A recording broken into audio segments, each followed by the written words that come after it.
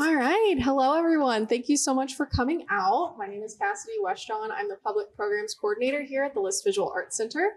Tonight, you're joining us for a graduate student talk with Ghida Anouti here. Very exciting. This is a series where we invite graduate students to expand on our exhibitions using their expertise in a similar subject matter as a way to see how art and research are overlapping on MIT's campus. Tonight, we'll be hearing from Ghida Anouti, a Master of Science candidate in the Aga Khan Program for Islamic Architecture at MIT, whose research is focused on acoustic violence, films as archives of war, and the influence of Islamic philosophy on experimental video making during and post-Civil War Lebanon. She will discuss her own work in context of Basel Abbas and Ruanne Abou-Rahme's practice, her research exploring sonic urbanism, archiving, parafictions, and dialectical image making speaks to Abbas and Abou-Rahme's invocation of the archival multitude and their employment of audiovisual archives. Examining the generative potential of fragmentation, the artists use performance as a form of resistance to power structures with an acute sensitivity to the matrix of images and sounds disseminated online. During the talk, she'll be sharing an audio piece, and for those on the live stream, please feel free to navigate to the link in the description to hear it. At the end, we will have a Q&A for those here, and where you'll have a chance to ask any questions to Ghida. Thank you so much for being here and showing interest in our programming.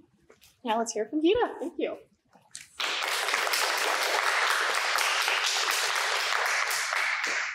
Hi, everyone. Thanks for being here today.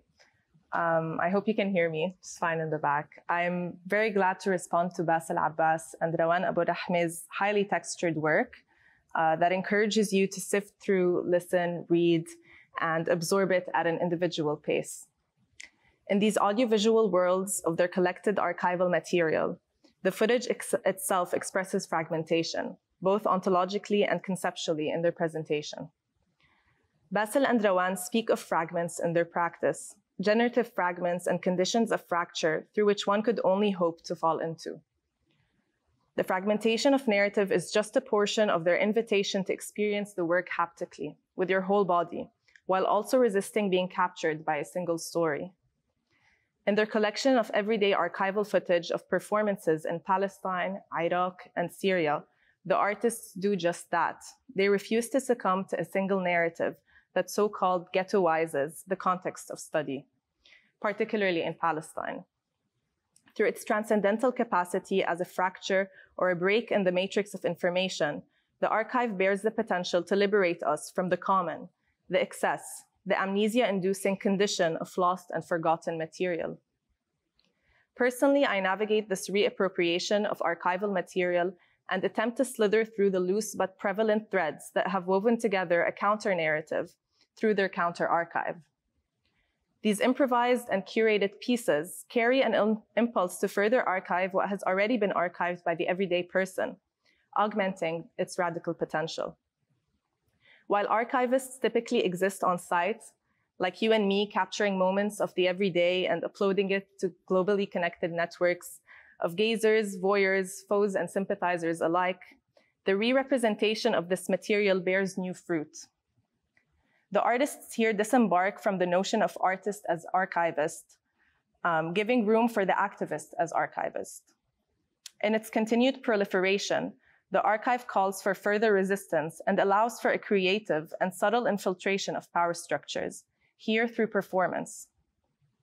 Basel and Ruanne employ the artist's capacity to relay narrative and invite resistance through their dissonant stories, presented in this fragmented way on partitioned surfaces and plastered corners. The interruption of lived experiences permeates the content of their work. Displacement, community marginalization, land dispossession, and the deliberate erasure of the people and the state. These disturbances, relayed through performance, are communicated to us through visual and sonic interruptions that convey this very lived dissonance on multiple surfaces, both spatially and temporally.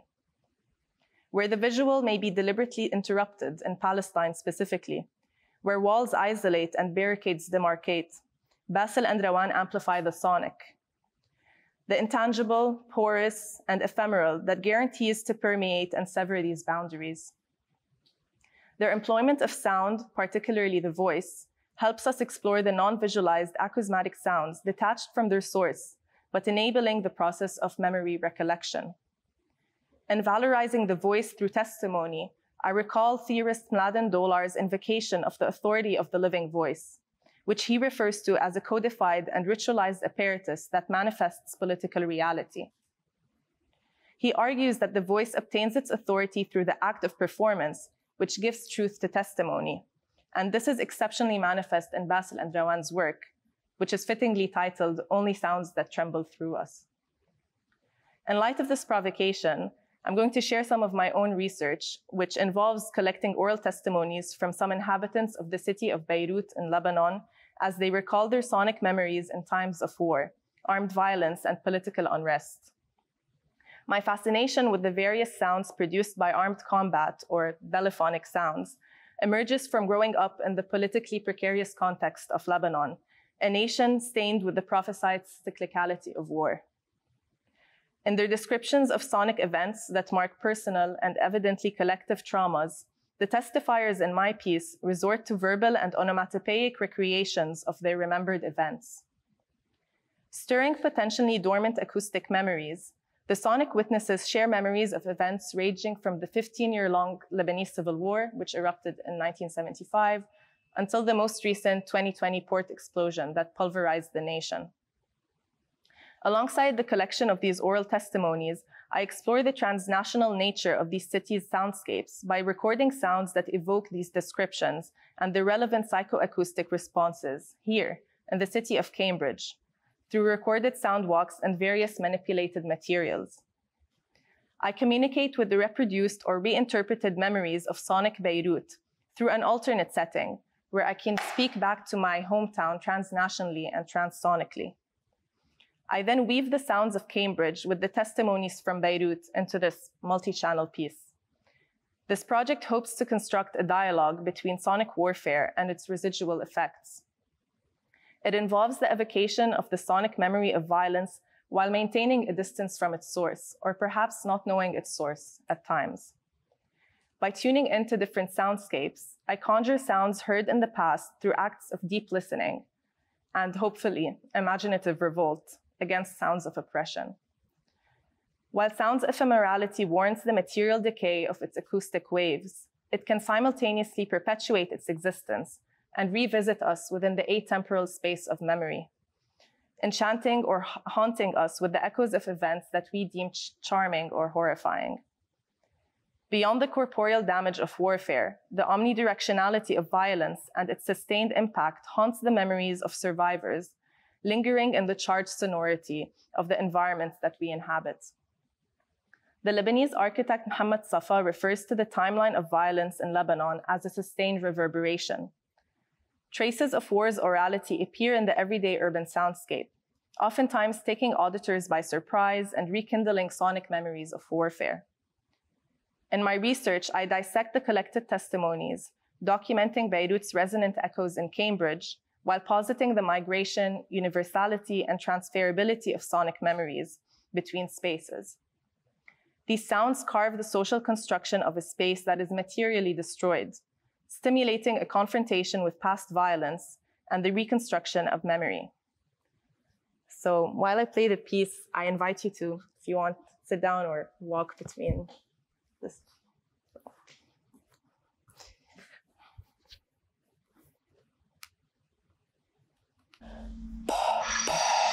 Two sounds used to scare us as kids. We have the airplane sound, the fighter jets, and you have the bomb shelling sound. The airplane usually comes at low heights with a very tough sound. More with the teeth, I would say. And you have the bomb shelling. When they fire the bomb, something like this. Boom. The sound of gunshots in Beirut and even outside of Beirut actually are usually heard in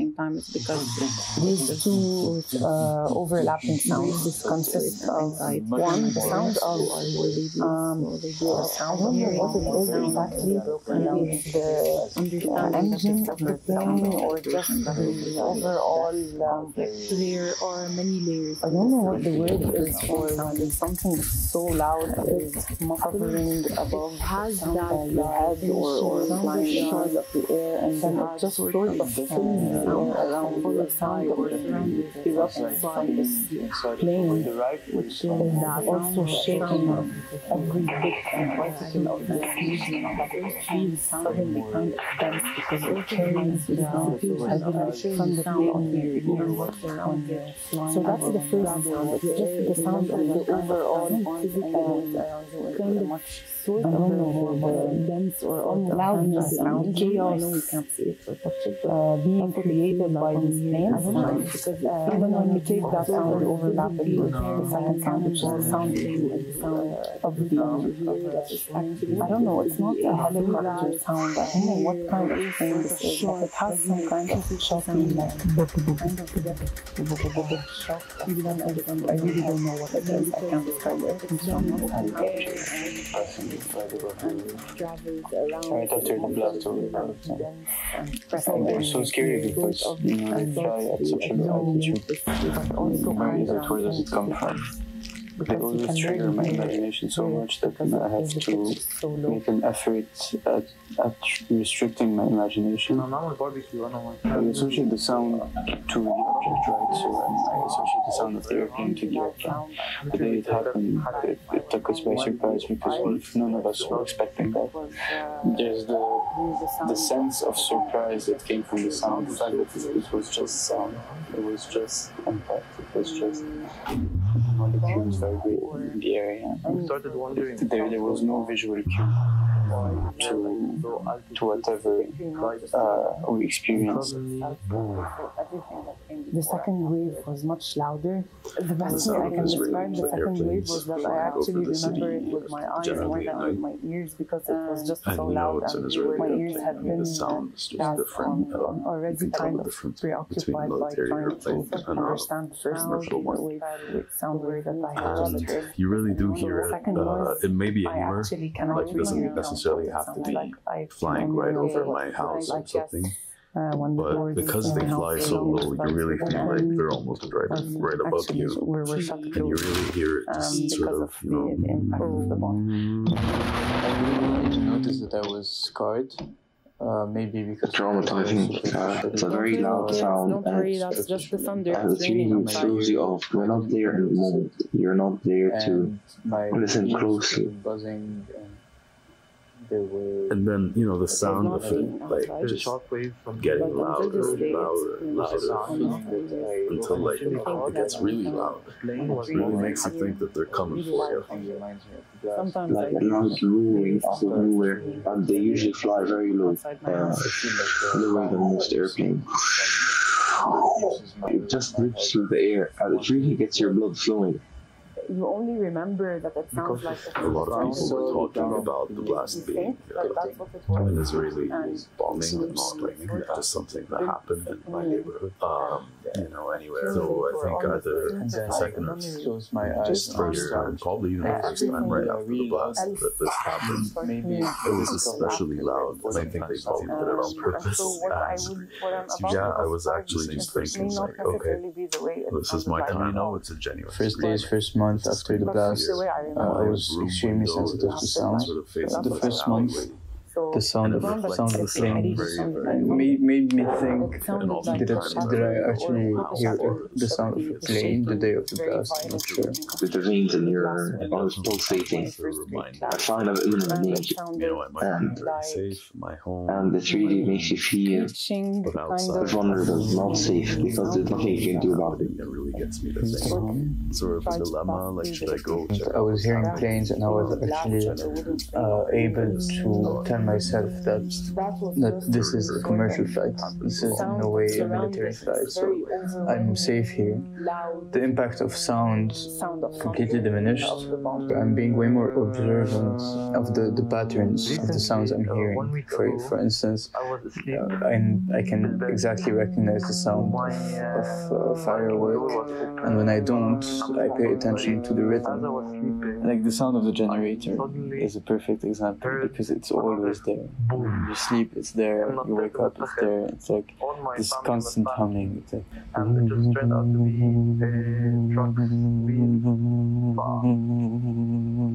and you can't get a minute of calm, and the minutes of calm and silence are just so rare because it's always on.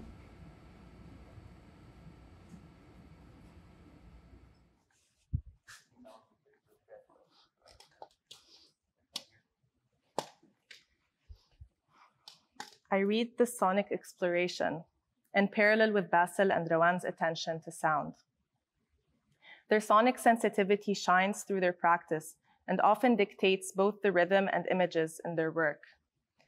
In its pervasiveness, sound adds a fundamental layer to their work. Whether it is a testimonial voice or a song, you can traverse the sonic landscape the same way you sift through visual material.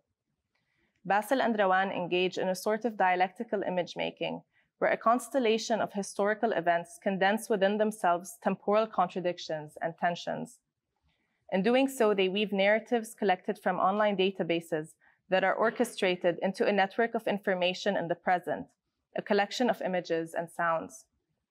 In their adoption and restitching of this collected footage, they employ fabulation like several of their Arab contemporaries who are engaged with parafictional archives, tampering with factualized fictions and fictionalized facts. This ever-growing interest in the inseparability of truth from fiction and the fabrication of narratives has infiltrated the storytelling approach of many artists in contexts where history is contested, inaccessible, or deliberately suppressed. When such lived truths are muffled, the parafictional transforms into a sort of refuge and a reimagination of social histories. In harnessing these cinematic fictions, the artist can work to archive historical events and individual experiences that are surviving precariously in dominant institutional frameworks that stifle the multiplicity of human experience. These fabulations resist singularity, hoping to reinforce a counterculture instead. Basel and Ruanne's repository of data, or their image bank, provides new modes of imagining and grappling with audiovisual material, which has profound effects on the pedagogical approach to collecting and assessing archives. Basel and Ruanne couple image and sound with poetry in their practice, capturing and incorporating more textures into the palimpsest of their work. This layering of references is curated through a process of media archaeology, and I'd like to bring some attention to the artifacts collected. These artifacts of the past, videos and testimonies presented through performance, are not more things of the past as they are artifacts of the present. These artifacts, intangible but not transient, help us understand a fast-growing network of newly emerging media, which has the capacity to produce larger social consequences, as we are witnessing today. These artifacts embody a certain politics that creates tension between authority and subordination, when the very same technologies that create them have been weaponized to isolate, discriminate, and subjugate indigenous bodies. The power of Basel and Ruanne's work resonates more than ever today, so I'm very glad to be able to be in conversation with them and their body of work. Thank you.